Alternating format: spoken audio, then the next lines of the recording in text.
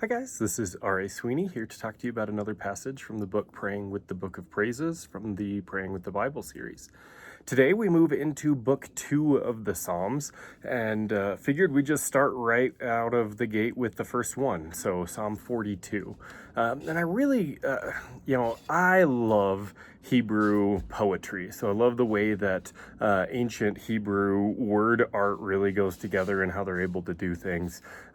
Sadly, a lot of that gets lost in translation when we're reading it in English, but we can still see bits and pieces of it.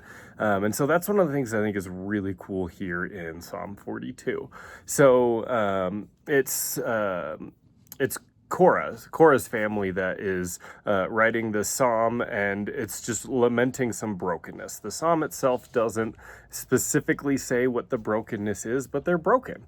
And I point out in the book that they're so broken they need to mention it twice.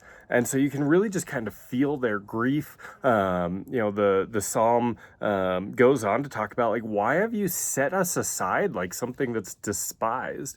And they're really kind of wrestling with that feeling like they've been rejected, like God has said, you're not important to me anymore, and just set them aside as that despised object. And so I love the imagery that you have in this poem and the way that they're able to shape all that together.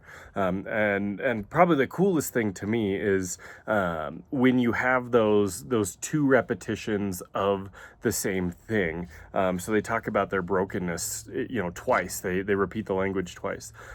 Typically in Hebrew poetry, they're meant to play together to indicate, like, to the maximum amount possible. So like in the garden, God says, in the day that you eat from the tree I told you not to eat from. In Hebrew, it says you'll die. It doesn't say you'll surely die or anything like that like we have in English. It actually says die, meaning like you're going to die to the like fullest extent, like the worst possible death possible.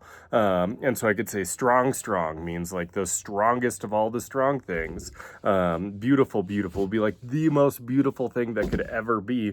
All of those things are from those word repetitions. And so it's very subtle in the poem, but they repeat it like that, is emphasizing that the degree of their brokenness. We're not just broken, we're broken. We are broken to the maximum that we can comprehend.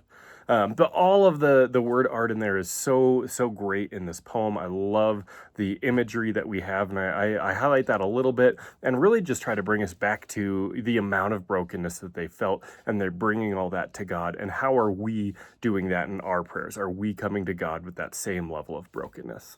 So that's what I wrote about for Psalm 42. Hope it was a blessing. Thanks.